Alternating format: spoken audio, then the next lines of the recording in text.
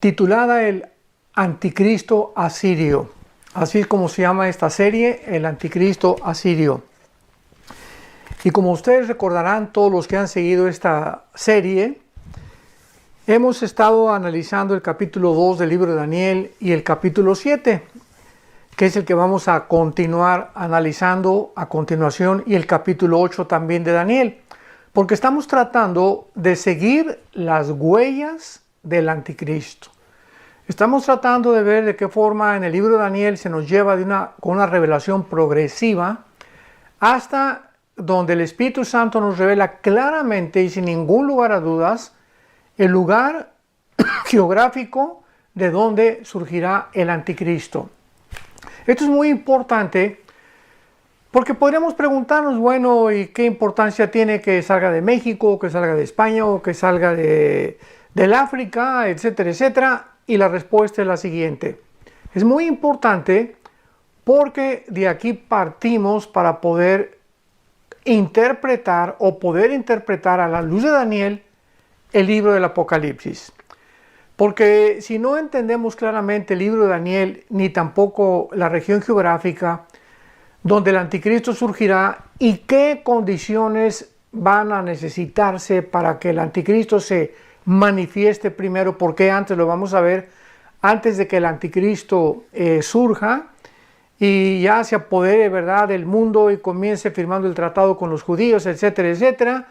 Es necesario que antes, bíblicamente, se formen 10 naciones, 5 del oriente y 5 del occidente, se unan en un G10 o en una confederación política, y de estas 10 naciones, ya que se formen estas 10 naciones, tal vez nosotros los cristianos seremos testigos aún de esta formación. Una vez que se formen, de una de ellas surgirá el anticristo.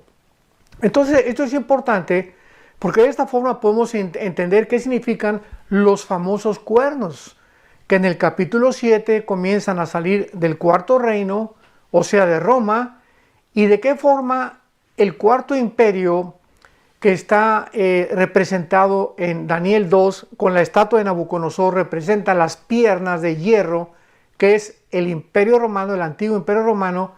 De qué forma este cuarto imperio romano va a tener 2 etapas. ¿Qué quiero decir? Bueno, la Biblia nos muestra el imperio romano, que es el cuarto reino, a Daniel 2, Daniel capítulo 7, pero al mismo tiempo los dedos de los pies que salen de las piernas de hierro nos da la idea, ¿verdad? Nos da la revelación de que el antiguo imperio romano surgirán estas 10 naciones que cuando Cristo venga son las que van a estar controlando la mayor parte de la humanidad, lideradas desde luego por el famoso dictador mundial, este personaje siniestro, maligno, cruel, sanguinario, sin alma, sin conciencia. Sin alma quiero decir que no va a tener sentimientos de ninguna clase, sino que va a ser casi un zombie, ¿verdad?, completamente controlado por Satanás, para tratar de perseguir la estrategia y el fin que toda su vida ha tratado de hacer desde que el ser humano fue creado en el huerto del Edén. Entonces, en el capítulo 7 de Daniel vemos claramente, esto es un repaso rapidísimo del anterior estudio, de la anterior conferencia, Daniel 7, versículos 7 y 8, ojalá que abran sus Biblias y tengan en estos estudios todos ustedes la Biblia abierta, porque es imposible estar compenetrándose en un estudio o nada más estar oyendo sin estar verificando, checando, leyendo en las Sagradas Escrituras lo que estamos tratando de explicar. Muy importante que seamos hombres de la palabra, mujeres de la palabra, y que siempre a la iglesia, a cualquier estudio, llevemos nuestra Biblia, para que cuando el predicador, el maestro esté enseñando, tengamos nuestra Biblia ahí en nuestras rodillas, ¿verdad?, donde podamos ponerla para poder seguir y leer los versículos nosotros mismos, porque es la forma como a Dios le agrada y además la forma como el Espíritu Santo nos habla. Porque el Espíritu Santo nos habla a través de la palabra y tenemos que tener este contacto continuo con la palabra de Dios. Entonces en Romanos 7, versículos 7 y 8, vemos que se representa la cuarta bestia terrible, sanguinaria, depredadora, destruyendo todo. Y en el versículo 8, Daniel 7:8, dice la Biblia que cuando Daniel estaba contemplando los cuernos, los 10 cuernos que vio en el capítulo anterior, el versículo 7, vi otro cuerno pequeño que salía de entre ellos, y delante del cual fueron arrancados 3 cuernos de los primeros. O sea, Daniel ve la cuarta bestia, que es el Imperio Romano. Vamos a seguir esto con mucho orden, con mucha paciencia, con mucha calma, para que podamos todos comprenderlo. El cuarto imperio, que es el que representa las piernas de hierro en la estatua de Nabucodonosor, aquí se representa por una cuarta bestia en el capítulo 7 de Daniel, que es las piernas de Nabucodonosor del capítulo 2. Y aquí cuando Daniel está viendo este cuarto reino, o sea, Roma, ve agregado al cuarto imperio 10 cuernos.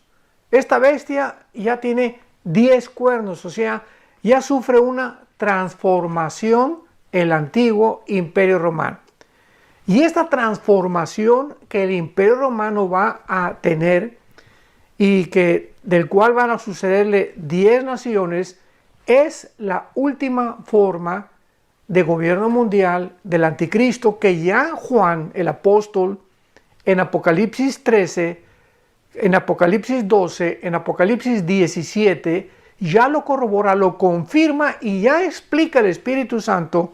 Cuando vayamos a Apocalipsis 17 lo vamos a ver claramente. El Espíritu Santo ya lo corrobora, lo confirma, lo clarifica, que estos 10 cuernos son los 10 gobiernos que van a unirse y de los cuales el anticristo va a dirigir la mayor parte de la humanidad. Entonces Daniel pues está completamente confundido, es lógico. ¿Qué es estos 10 cuernos? O sea, primero interpreté en el capítulo 2 al rey Nabucodonosor y ahora tengo una visión de este mismo cuarto imperio, pero ahora con 10 cuernos. Entonces es lógico que Daniel estuviera confundido, como lo podemos estar tú y yo si venimos sin el Espíritu Santo y sin la revelación completa en la Biblia para entender los símbolos.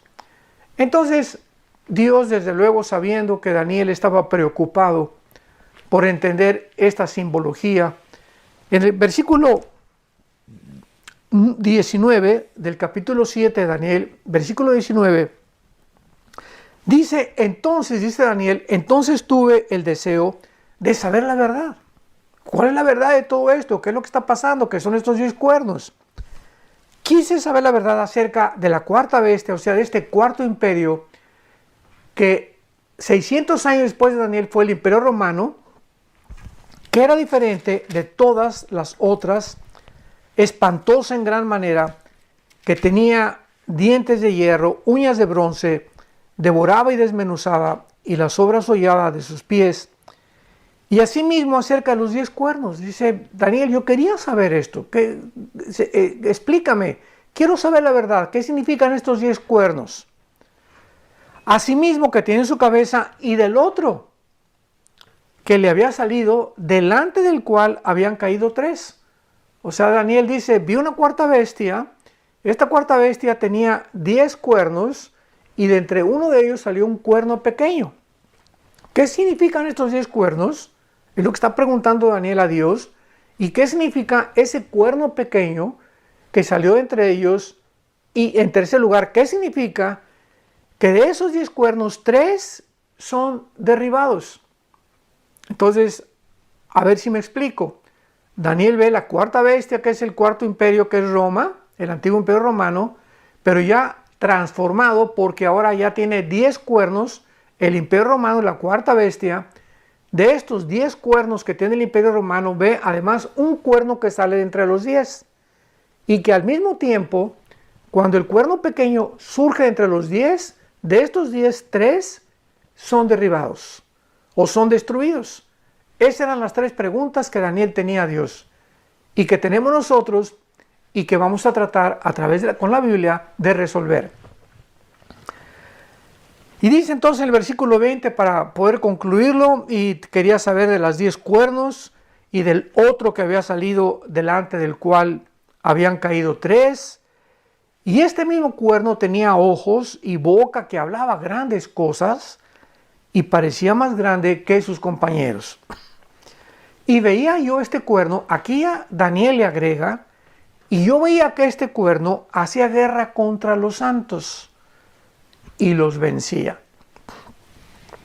Y entonces dice el versículo 23, donde el Espíritu Santo ya le comienza a explicar a Daniel.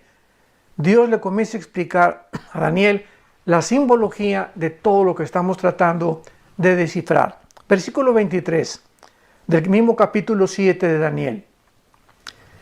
Dijo así: la cuarta bestia será un cuarto reino de la tierra. Esto nos confirma, vuelvo a repetir, le dice el Dios, la cuarta bestia que tú viste es un cuarto reino en la tierra, que corresponde claramente al cuarto reino del capítulo 2, que representa las piernas de hierro de la estatua que es el Imperio Romano. Y recordamos que de acuerdo a la Biblia no van a pasar más que estos 4 reinos.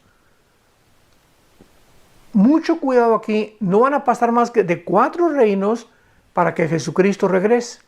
Y esto lo vemos claramente en el capítulo 7, versículo 17. Estos 4 grandes bestias son 4 reyes que se levantarán de la tierra, Daniel 7, 17, y después recibirán el reino los santos del Altísimo y poseerán el reino hasta el siglo eternamente y para siempre.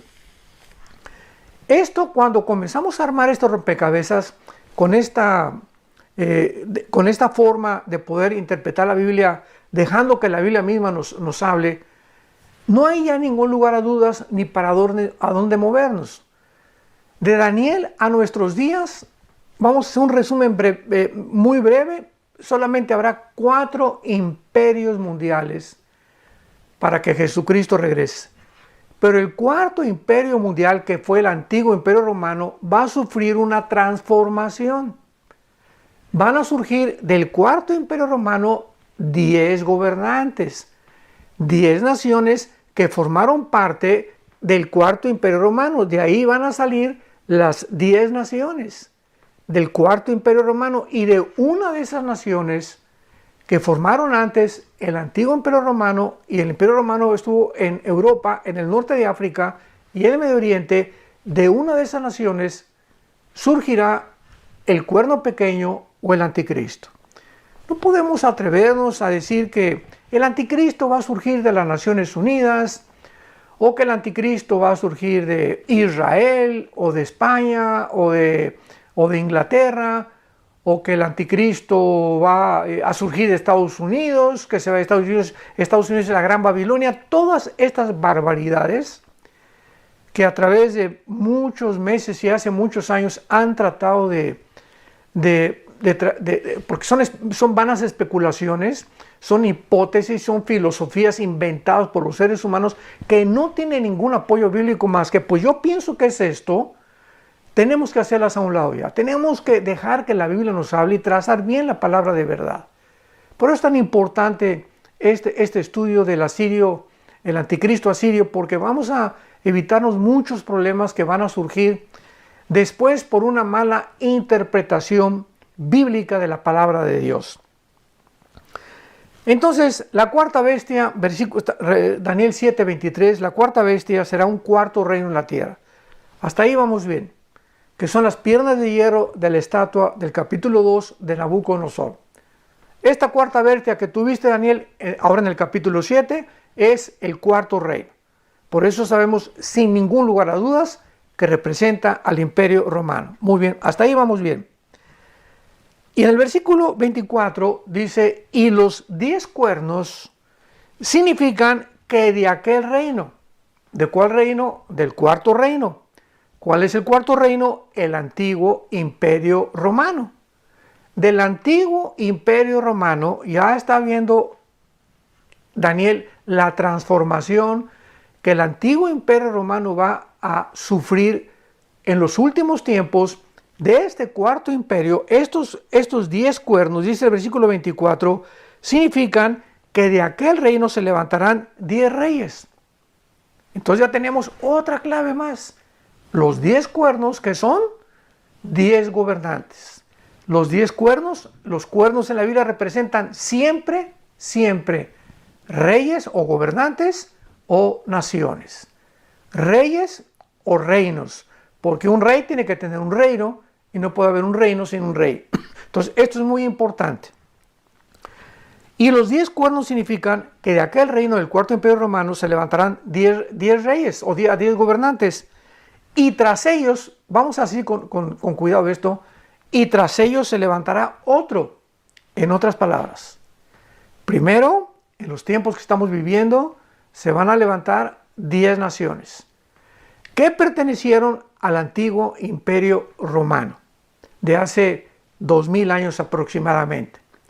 Cuando nosotros oigamos en los periódicos, en la televisión, que se levantaron 10 naciones, 5 de Oriente y 5 del Occidente, o sea, 5 de Europa y 5 del Medio Oriente, y se unan y formen un G10, entonces hasta ese momento tenemos que esperar, porque puede surgir después de esta confederación política que se forme un mes o 6 meses, o a lo mejor en ese tiempo nos vamos en el arrebatamiento, no lo sabemos, pero no va a ser hasta que se formen estas 10 naciones que detrás de esta formación surgirá el anticristo. Entonces no especulemos, por el amor de Dios. El anticristo es Juan Pablo II, o es Obama, o es el príncipe Juan Carlos, o el príncipe Felipe, o etcétera, etcétera, o fulano de tal. El anticristo no puede aparecer en el mundo. No sabemos si ya nació, lo más seguro es que sí ya nació. De eso, ¿verdad? Bueno, es una especulación mía, ¿verdad? No es algo que pueda yo afirmar dogmáticamente, pero dada la forma como los eventos se están formando, con la rapidez que se están formando en el mundo, pienso yo que ya el anticristo nació. Estará en algún lugar esperando, ¿verdad?, poder llevar a cabo su plan, pero primero, repito, que es lo que nos interesa, se tienen que formar 10 naciones. Primero, y ya que estas 10 naciones se formen, entonces de una de estas 10 naciones surgirá el anticristo. Vemos cómo en el capítulo 7 se nos adelanta ya un poco más. En el capítulo 2 del Estatuto Nabucodonosor no sabemos nada del anticristo, nada más los 4 reinos, los 10 dedos, que explica el capítulo 2, versículo 38 al 45 de Daniel, que estos 10 dedos forman el último gobierno mundial, y que también después de que se formen estos 10 dedos, viene la piedra, recordamos en el capítulo 2 de Daniel, que golpea la estatua en los dedos, y todos estos reinos, que son Babilonia, los medos persas, que es Irán, actualmente Grecia, y el antiguo romano ya transformado en los 10 dedos, en ese tiempo vendrá Jesucristo, el Hijo de Dios.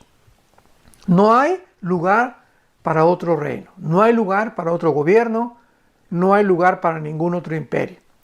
El antiguo imperio romano sufrirá una transformación. Surgirán 10 naciones del antiguo imperio romano, de una de las cuales el anticristo surgirá, y lo vamos a ver ya en el capítulo 8 de Daniel a continuación, si nos da tiempo en esta mañana, para poder continuar rastreando y después brincarnos al Apocalipsis con todas estas piezas ya claramente armadas, estas piezas de rompecabezas ya colocadas, y al entrar al Apocalipsis lo vamos a entender con muchísima claridad ya, por haber tenido primero el fundamento en el libro de Daniel. Entonces dice el versículo 24, ya explicándole los 10 cuernos, son 10 gobernantes que van a surgir del cuarto reino. Detrás de estos 10 gobernantes va a surgir uno que va a derribar a 3 naciones, y nos damos cuenta ya en Apocalipsis 17 que el octavo será el anticristo, aun cuando estas dos naciones que faltan, porque cuando el anticristo vea que ya se formaron estas 10 naciones, y de una de estas naciones surge el anticristo y derribe a 3, pues va a ser necesario, esto es muy importante, va a ser necesario que si él es el octavo, quiénes serán las otras dos naciones. Porque finalmente en Apocalipsis 17 vemos que el gobierno de las naciones va a ser de 10 naciones. Esas 3 que derribó, él será el octavo, pero las otras 2, la Biblia ya no nos dice cuáles serán, aunque vamos a poder asumir claramente que serán naciones del Medio Oriente, pero no me quiero adelantar. Muy bien.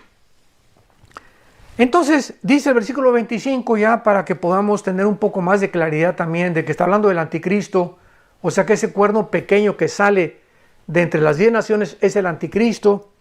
Dice el versículo 25, hablará palabras contra el Altísimo, a los santos del Altísimo quebrantará, pensará en cambiar los tiempos y la ley, y serán entregados en su mano hasta tiempo y tiempos y medio tiempo, pero se sentará el juez. Vemos que inmediatamente después del gobierno del anticristo, la Biblia nos describe el reino de Cristo. Pero, o sea, el Espíritu Santo interrumpe esta representación, esta explicación del anticristo. El juez se va a sentar, que es Dios. Le quitará su dominio para que sea destruido y arruinado hasta el fin. Y que el reino y los dominios de la majestad de los reinos, esto es fabuloso, debajo de todo el cielo se ha dado al pueblo de los santos del Altísimo, cuyo reino es reino eterno, y todos los dominios le servirán y obedecerán. Vemos otra vez la confirmación de toda la Biblia. En el capítulo 2 viene la piedra que es Cristo, golpea contra la estatua y ahí terminan todos los gobiernos mundiales. De ahí sale un reino, dice un monte, que es el reino mesiánico de Cristo después del milenio, donde vamos a gobernar con él, perdón, después de la segunda venida, que será el milenio, donde estaremos gobernando con él. Y aquí en el capítulo 7 nos dice lo mismo, que después que el anticristo surja de las 10 naciones, el juez se va a sentar. Y lo corrobora Pablo, el apóstol, en su segunda carta a los Tesalonicenses, capítulo 2, versículo del 3 más o menos hasta el 10, que vendrá Cristo, ¿verdad? Y él consumirá y destruirá al anticristo en la segunda venida, cuando él regrese al mundo. Así que es maravilloso cómo tenemos las piezas del rompecabezas proféticamente repartidas por toda la Biblia. Hay unas en Zacarías, hay otra pieza en Apocalipsis, hay otra pieza en Daniel, hay otra en Ezequiel, en el Apocalipsis. ¿Y cuál es nuestra responsabilidad como estudiantes de la Biblia? Estar recolectándolas. Y no agarrar solamente un versículo 2 y construir una doctrina. Cuando nos faltan las demás piezas, y esto es lo que se llama en la Biblia herejías. ¿Qué es una herejía? Tratar de formar, establecer un dogma, una doctrina, sin tener las demás piezas, cosa que hace o destruye todo lo demás de la palabra de Dios. Porque estamos invalidando la palabra de Dios cuando no estamos trazándola bien con la forma en que el Espíritu quiere que nosotros la tracemos. Y esta es la razón por la cual existen las sectas. Por ejemplo, hay una secta, esto es un paréntesis que estoy haciendo para más comprensión de todos ustedes, para entender más lo que dice la Biblia. Hay una secta que se llama los Testigos de Jehová, otra que se llaman los Mormones, otra los Adventistas. ¿Por qué se le llaman sectas? ¿O por qué en el inglés les llaman cults o cultos? Porque no pertenecen a las verdades básicas, esenciales del cristianismo. Los testigos de Jehová, por ejemplo, tú platicas con uno y te dice el infierno no existe, porque usan un versículo para ver que el infierno va a ser destruido, aniquilado, y construyen toda una doctrina, el infierno no existe. O un testigo de Jehová te dice que Cristo no es Dios, porque Jesús dijo, mayor que yo es el Padre. Y un testigo de Jehová te dice, ya ves, Cristo reconoció que no era Dios porque mayor a su Padre, y si mayor a su Padre, pues ya no puede ser de un Dios inferior. Sin entender Filipenses 2, que dice el apóstol Pablo en Filipenses 2, que Cristo no escatimó el ser igual a Dios, o sea, Cristo estaba con el Padre en la eternidad, Y cuando se llevó a cabo el plan de la redención, Cristo se puso de acuerdo con su Padre, estando igual a Dios, dice Filipenses capítulo 2, y en la forma de Dios, no estimó el ser igual a Dios.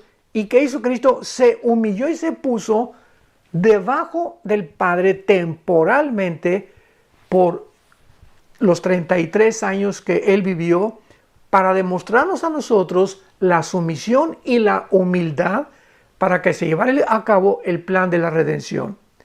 Cristo, estando en el trono con el Padre, aceptó meterse a un esperma humano, entrar al vientre de María, de una mujer, estar creciendo como tú y yo durante 9 meses en el vientre de una mujer, el creador del universo, para nacer de una mujer y llevar a cabo el plan impresionante, con toda la sabiduría que el hombre no podía jamás imaginarse, la redención del ser humano. Entonces, por eso el testigo de Jehová te dice eso. Pues es que Jesús dijo que era sin entender las demás partes de la Biblia. O los mormones te dicen también, ¿verdad?, que vamos a ser dioses, que todos vamos a ser dioses, y que ahorita podemos casarnos con 10 mujeres, porque en el Antiguo Testamento, antes de la ley, Dios permitió que hubiera personas que se casaran con sus hermanas, hubo incesto, como Caín se casó con una hermana.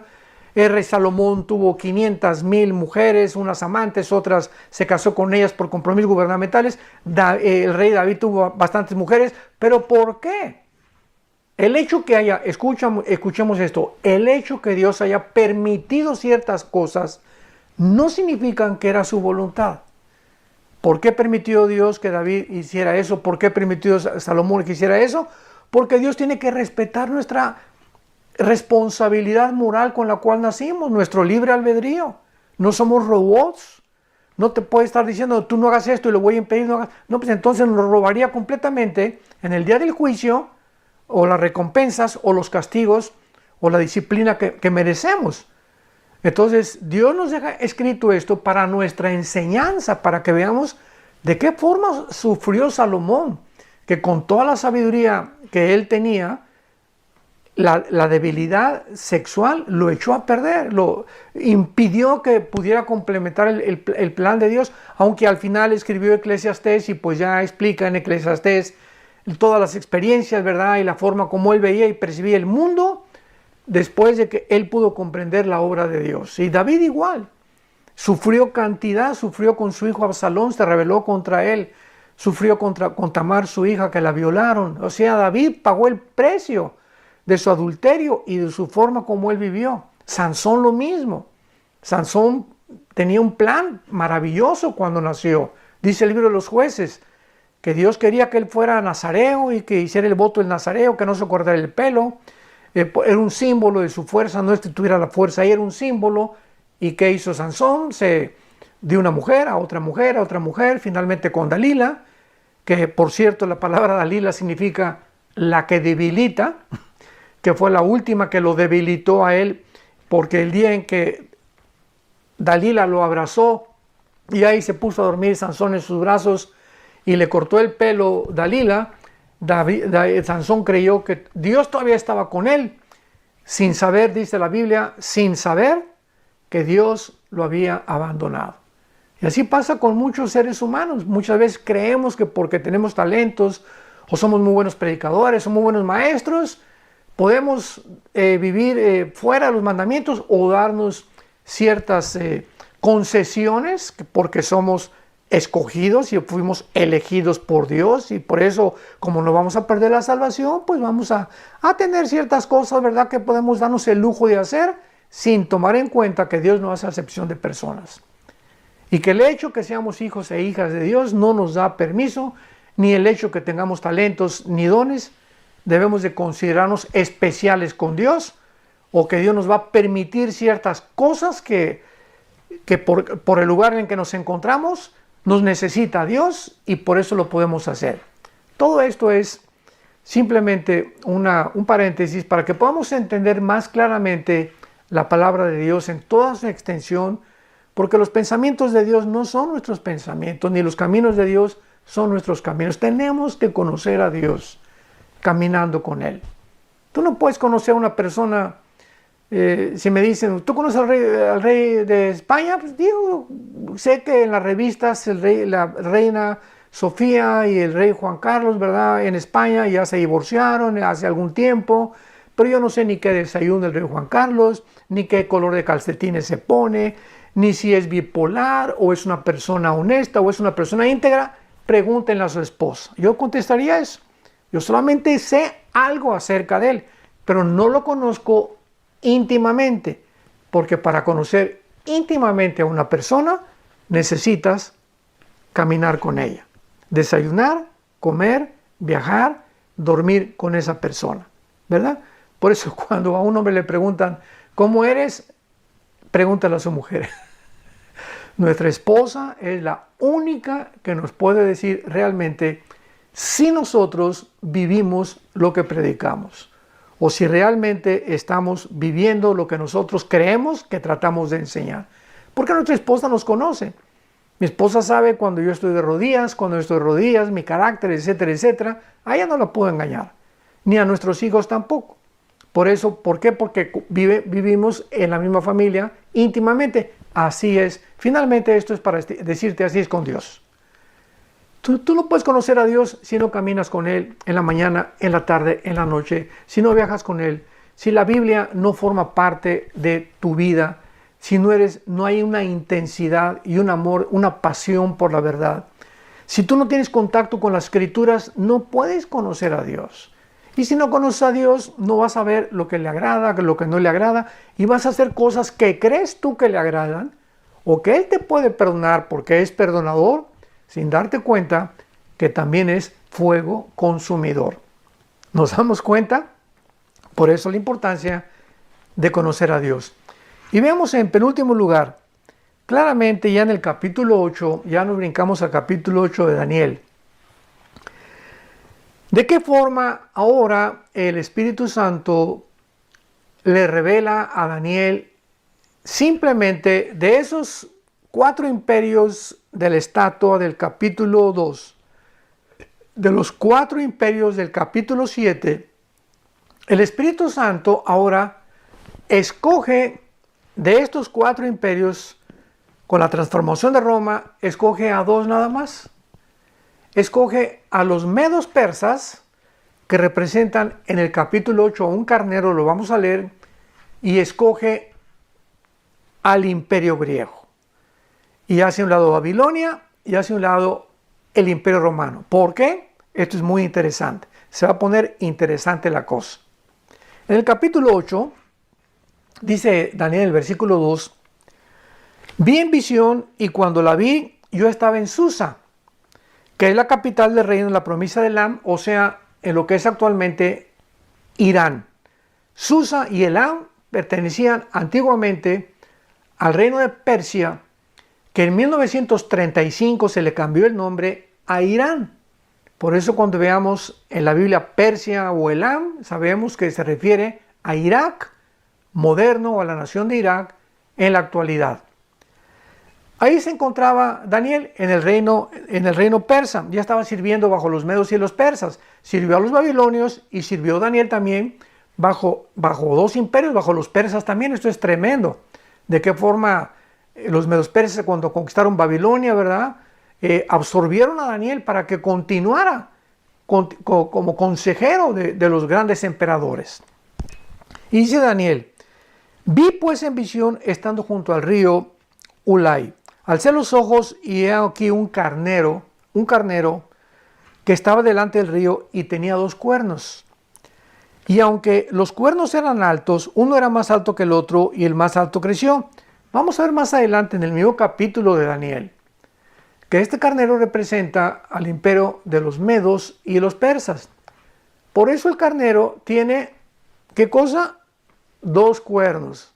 Porque ya vimos que los cuernos representan reyes o líderes o reinos. Y vemos nosotros que así fue el imperio medo-persa. Eran 2 gobiernos que se unificaron. Por eso ve Daniel sobre el carnero a 2 cuernos. Porque fueron los medos y los persas que se unieron para formar el imperio Medo-Persia. Y en el versículo 5 dice Daniel que mientras él estaba viendo este carnero que venía corriendo, un macho cabrío apareció también. Y venía del lado poniente, o sea, del occidente de la tierra, y el macho cabrío tenía un cuerno notable. Aquí nada más esta bestia, este macho cabrío tenía solamente un solo cuerno. Y vamos a ver quién es este cuerno. El Espíritu Santo aquí en el mismo capítulo nos lo revela. Tenía un cuerno notable. Y vino hasta el carnero de 2 cuernos que había visto yo y corrió contra él con la furia de su fuerza.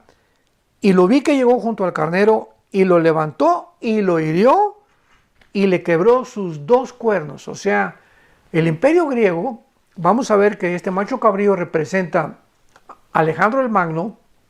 Aquí lo dice el mismo capítulo, choca y derrotó a los medos persas, tal como la historia nos lo corrobora. Los griegos derrotaron a los medos y a los persas. Y por eso dice que quebró los 2 cuernos del carnero, o sea, tanto los medos como los persas quedaron derrotados bajo el gobierno y el ejército de Alejandro el Magno. Y el carnero no tenía fuerzas para pararse delante de él, lo derribó por tanto en tierra. Vamos a detenernos ahí y vamos a ver que el Espíritu Santo nos diga quién es el carnero y quién es el macho cabrío. Nos brincamos al versículo 20 del mismo capítulo 8 de Daniel. En cuanto al carnero que viste que tenía 2 cuernos, estos son los reyes de Media y de Persia. ¿Nos damos cuenta? Siempre el Espíritu Santo no nos da la opción de estar tratando nosotros de imaginarnos o de pensar, ¿quién será esto? ¿Qué será aquello? Pues para mí no pienses nada. Deja que Dios hable. Escudriña la Biblia y el Espíritu Santo te va a iluminar. El carnero son los reyes de Media y de Persia. El macho cabrío, versículo 21, es el rey de Grecia. Otra vez no hay vuelta de hoja. Estos 2 animales, el carnero, los medos persas, Grecia, nos vemos encontrando, o por qué Dios revela que Grecia derriba a los medos y a los persas, dice, ¿verdad? Y el cuerno grande que tenía entre los ojos es el rey primero, que es Alejandro el Magno, tal como la historia nos lo dice.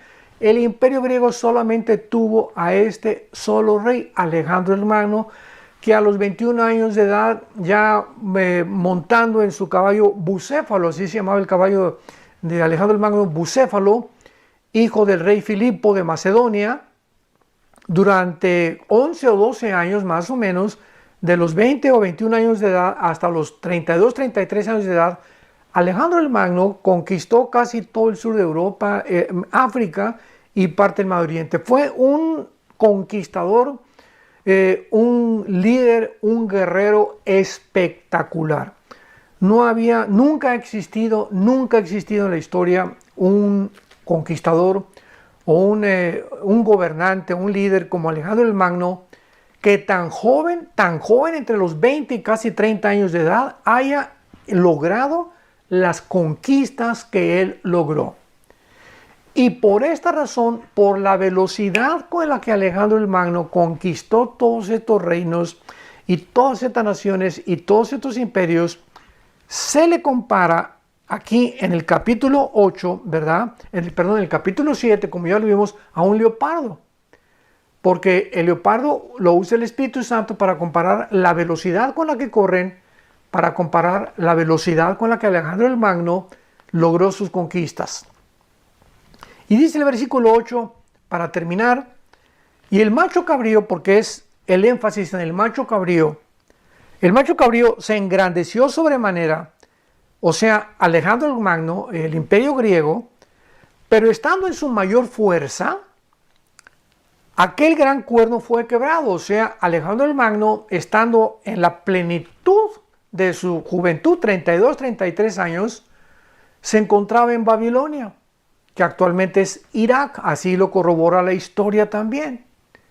Y Alejandro el Magno, estando en la plenitud de su juventud y de su poder, se enfermó de malaria, comenzó a consumir hashish, que es una droga parecida a la marihuana. Bueno, hizo y deshizo Alejandro el Magno, y a los 33 años cayó de rodillas enfrente de sus 4 generales, pongamos mucha atención, de sus 4 generales, y les dijo: no tengo más reinos que conquistar. Y murió a los 33 años, y cuando muere Alejandro el Magno, el imperio griego se reparte en sus 4 generales. Pongamos mucha atención porque en el próximo estudio ya vamos ahora sí a poder saber claramente de cuál de estas 4 divisiones del imperio griego surge el anticristo. Pero veamos lo que dice el versículo 8. Daniel 8, versículo 8. Y el macho cabrío se engrandeció sobremanera, pero estando en su mayor fuerza, aquel gran cuerno fue quebrado, o sea, Alejandro el Magno, hablando de la muerte de Alejandro. Y en su lugar salieron otros 4 cuernos, o sea, otros 4 reyes, otros 4 generales, otros 4 líderes hacia los 4 vientos del cielo. Y la historia nos confirma que cuando muere Alejandro el Magno, se reparte su imperio en Macedonia o en Grecia, en Turquía, en Siria y en Egipto. Son las 4 naciones de las cuales se repartió o se dividió el imperio griego. Repito, Grecia o Macedonia, Turquía, Siria y Egipto. Y de una de estas 4 naciones ya podemos comenzar a imaginarnos, ¿verdad? Por el título de este estudio y de esta serie, podemos imaginarnos de cuál de estas 4 naciones surgirá el anticristo. ¿Y cómo sabemos que de esa nación va a surgir el anticristo? Que lo vamos a aclarar con muchos detalles en el próximo estudio.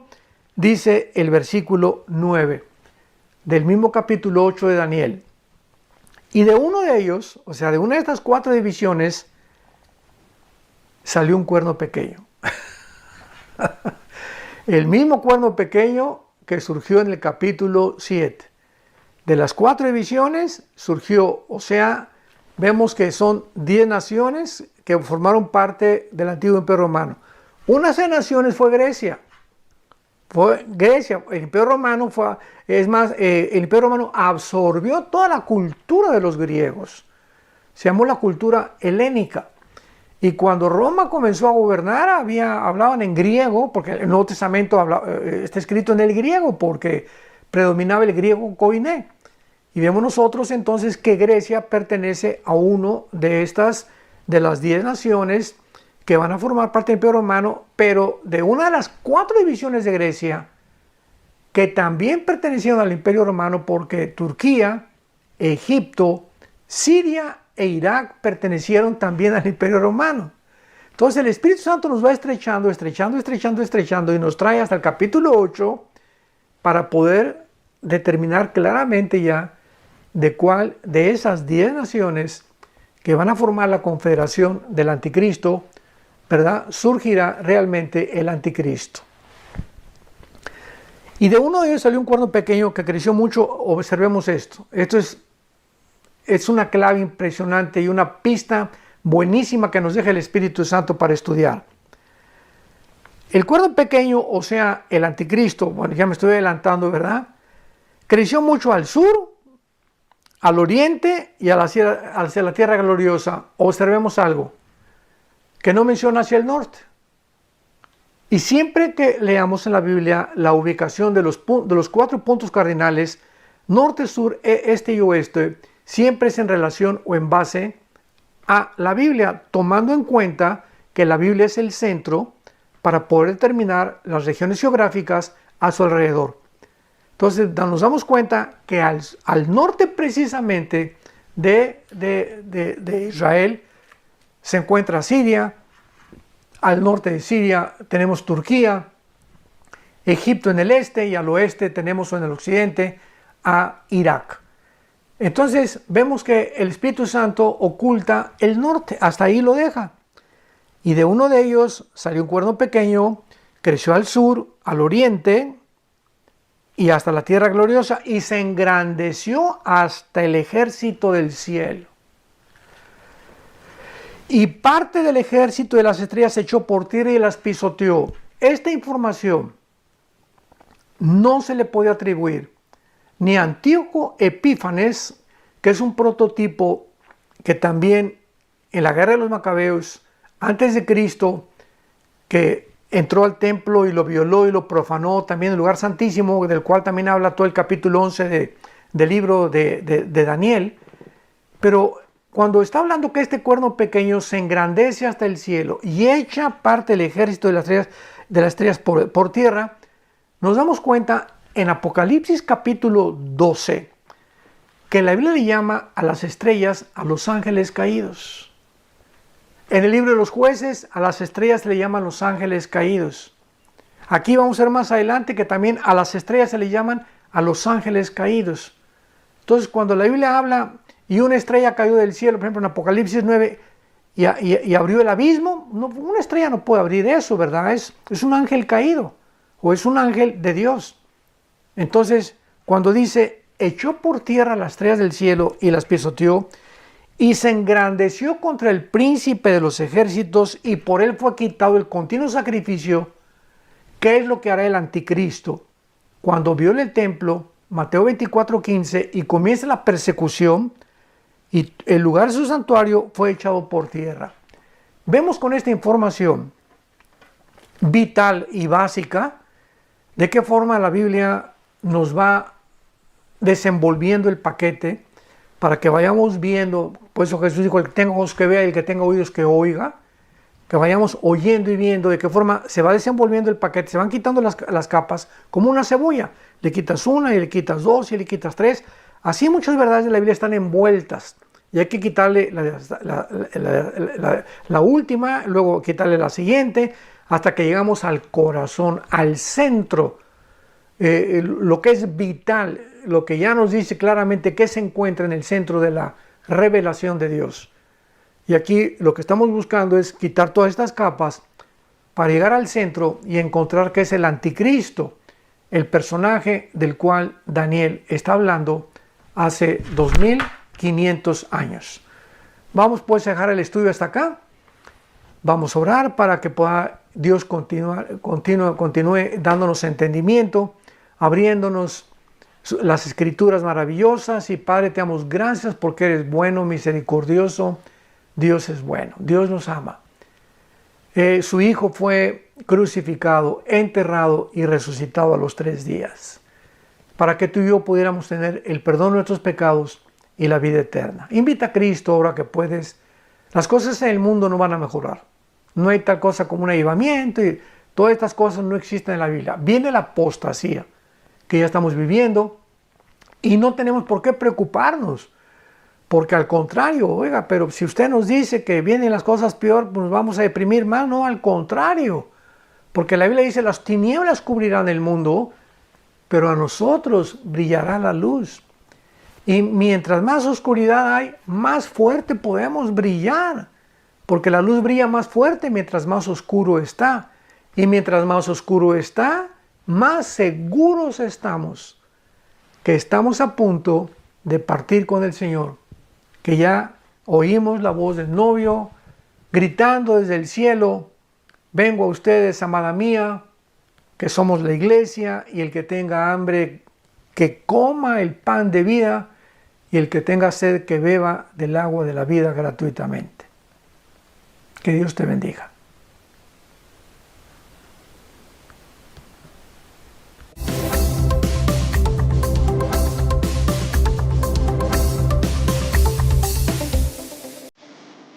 Vida Nueva para el Mundo se sostiene y propaga el mensaje de salvación de Jesucristo gracias a Dios y a tus donativos. Llevemos juntos el Evangelio de Jesucristo al mundo entero. Realizamos eventos, seminarios, congresos y diferentes programas para dar a conocer el mensaje de salvación y el poder de nuestro Señor, transformando y edificando vidas de mujeres, hombres, niños alrededor del mundo. ¿Qué pasa cuando decides hacer tu donativo? Aunque no puedas llevar la palabra personalmente a todo el mundo, de esta forma lo estás haciendo. Con tus donativos o aportaciones, estás sembrando y formando parte de lo que Dios está haciendo en su obra. Estás ayudando a traer luz a la oscuridad, paz al conflicto y esperanza a los que no tienen ninguna. Dona desde México.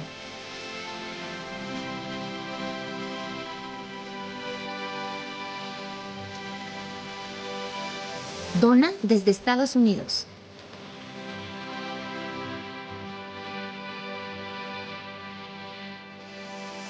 Para el resto de donaciones de otras partes del mundo, www.vidanuevaparelmundo.org.mx/dona. Estamos cumpliendo la gran comisión. Por tanto, vayan y hagan discípulos a todas las naciones, bautizándolos en el nombre del Padre, del Hijo y del Espíritu Santo, enseñándoles que guarden todas las cosas que les he mandado. Y he aquí que yo estoy con ustedes todos los días hasta el fin del mundo.